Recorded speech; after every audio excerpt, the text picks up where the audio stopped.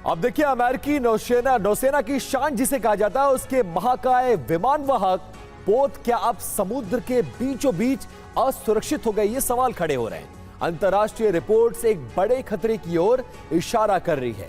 रूस पर गंभीर आरोप लगे हैं। सूत्रों का दावा है कि रूस ईरान को संवेदनशील इंटेलिजेंस मुहैया करा रहा है। तो वही आरोप है कि चीनी सैटेलाइट्स ने अमेरिकी युद्धपोतों, विशेषकर यूएसएस फोर्ड और अब्राहम लिंकन कैरियर्स को ट्रैक कर उसकी सटीक लोकेशन और जानकारी ईरान को मुहैया करा रहा है। बताया जा रहा है कि चीन अपने आधुनिक सैटेलाइट नेटवर्क का इस्तेमाल कर अमेरिकी कैरियर्स को ट्रैक करने में मदद कर रहा है। दावा है कि चीनी बीडो-3 नेविगेशन सिस्टम और रडार सिग्नल इंटेलिजेंस सपोर्ट और ईरान और उसके सहयोगियों को पूरी तरह से मिल रहा है। और सबसे चौंकाने वाला पर्दाफाश यह है कि चीन ईरान को आधुनिक एंटी शिप मिसाइल देने का प्लान बना रहा है, जो सीधे अमेरिकी जहाजों को निशाना बना सकती है। और इसी बीच एक बड़ी खबर है, तेल अवीव पर ईरान ने मिसाइल स्ट्राइक की है। नेतन्याहू से जुड़ी एक इमारत में आग लग गई इस मिसाइल स्ट्राइक के बाद। मिसाइल स्ट्राइक से बिल्डिंग में आग लगी है। तो तेल अवीव पर ईरान की मिसाइल स्ट्राइक, नेतन्याहू से जुड़ी एक इमारत जिस पर स्ट्राइक की गई और उसमें आग लग गई। मिसाइल स्ट्राइक से बिल्डिंग में आग लगी। ये देखिए वो तस्वीरें उस इमारत की हम आपको दिखा रहे हैं। यही वो इमारत है जो स्ट्राइक के इस हमले में इस तरह से उसका टारगेट बनती है। वहां आग लग जाती है। आग लगने के बाद देखिए किस तरह से वो इमारत पे धू धू करके वो आग जल रही है। ये नेतन्याहू से जुड़ी इमारत है, ये जानकारी आ रही है। और देखिए फायर फाइटर्स आपको दिख रहे हैं जो वहां पर आपको आग बुझाते दिख रहे हैं। स्क्वाड्रन लीडर अक्षय चोपड़ा हमारे साथ इस वक्त है और ब्रिगेडियर शरदेंदु जी इस वक्त हमारे साथ जुड़ रहे हैं। आप दोनों का स्वागत है। स्क्वाड्रन लीडर अक्षय, 17वां दिन है आज। 17वें दिन में भी कहीं पर आपको लगता है कि कोई डिसाइसिव मोमेंट है या ये सब ऐसे ही चलता रहेगा?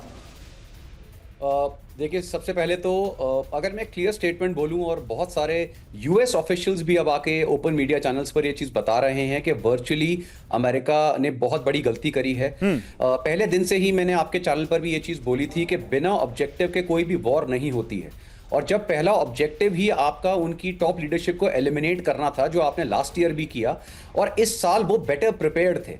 उनको पता था कि हमारे पास नेवी नहीं है, हमारे पास एयरफोर्स नहीं है, लेकिन उनको पता था कि हमारी जो ड्रोन और मिसाइल प्रोडक्शन कैपेसिटी है वो दुनिया में सबसे ज्यादा है। और इसे काउंटर करने के लिए जो इकोनॉमिक डिस्पैरिटी हम क्रिएट करेंगे, जो अभी आप देख रहे हैं, just to give an example, अगर मैं एक शाहिद-1 ड्रोन छोड़ता हूं या 2 छोड़ता हूं तो 20 से 50 हजार डॉलर का उसका एक कॉस्ट है, जिसको अगर आप डाउन कर रहे हैं, पेट्रियट का यूज करते हैं, यानी $4 मिलियन की मिसाइल आप यूज कर रहे हैं।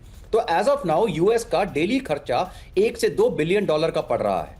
और उनको ये पता है ईरानियंस को कि हमारे को एयरफोर्स की और नेवी की कोई जरूरत नहीं है इस समय, क्योंकि जिस तरह से हम अटैक कर रहे हैं और जिन स्ट्रैटेजी से हम एसिमेट्रिक वॉरफेयर के थ्रू अटैक कर रहे हैं, उसे यूएस और इजरायली डिफेंस सिस्टम अब हैंडल नहीं कर पा रहे। क्लियर सैचुरेशन अटैक्स हो रहे हैं।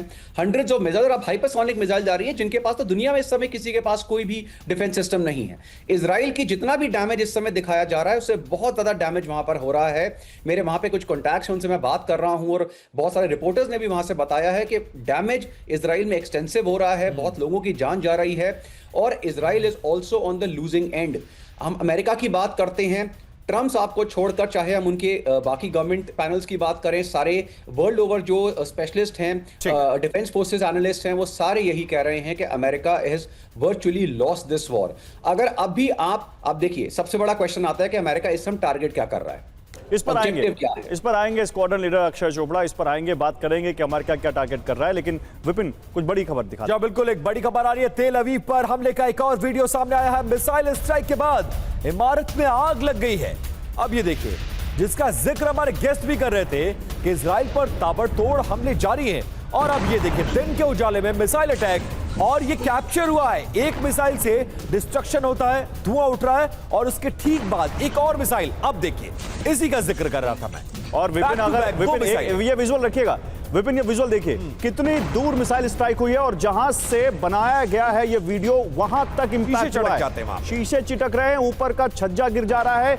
ये है इंटेंसिटी मिसाइल की और ये है ईरान की ताकत, उसकी मिसाइलों का इंपैक्ट देखिए। ये बताता है कि कितना बड़ा हमला कर रहा है इस वक्त ईरान तेल अवीव पर। लेकिन इसी बीच एक और बड़ी खबर है, तेल अवीव में एयरपोर्ट पर हमला।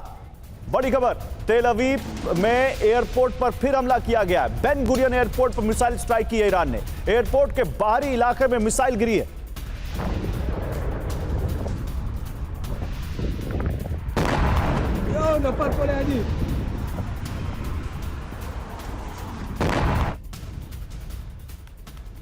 अब देखिए कुछ और बड़ी खबर है, तेल अवीव में सेजुल मिसाइल से हमला हुआ है। हमले के बाद बड़े इलाके में आग लग गई है। अब ये देखिए दूर से ही दिखाई दे रही हैं आग की लपटें। ये तेल अवीव का मंजर है। ऐसा तो 2 साल पहले से जो युद्ध चल रहा है गाजा फिलिस्तीन, बिल्कुल ऐसा मंजर नहीं दिखा दिया। लेकिन 600 किलोमीटर 800 किलोमीटर दूर से ईरान इस तरह के मिसाइलों से अटैक कर रहा है। आपका एयरपोर्ट सुरक्षित नहीं है, रिहायशी इलाके सुरक्षित नहीं है। इसके अलावा सैन हेडक्वार्टर, ऐसी जगहों को टारगेट किया जा रहा और इतने विध्वंसक हमले जो हैरान करता है। और एक और बड़ी खबर आ रही है, देखिए यूएई से दुबई में एक बार फिर ड्रोन अटैक किया गया है। ड्रोन अटैक के बाद एक इमारत में आग लग गई। तो इजराइल के बाद अगर सबसे ज्यादा ईरान ने कहीं अटैक किया है तो वो यूएई है। यूएई में लगातार ड्रोन्स गिर रहे हैं उसके। यूएई में उसके ड्रोन्स दुबई में गिर रहे हैं, अबू धाबी में गिर रहे हैं, बुर्ज खलीफा तक के पास उसके ड्रोन गिरे हैं जिसको इंटरसेप्ट करके गिराया है वहां की यूएई की सेना ने। तो ये एक और यहां पर आपके सामने यूएई में दुबई में अटैक की तस्वीरें।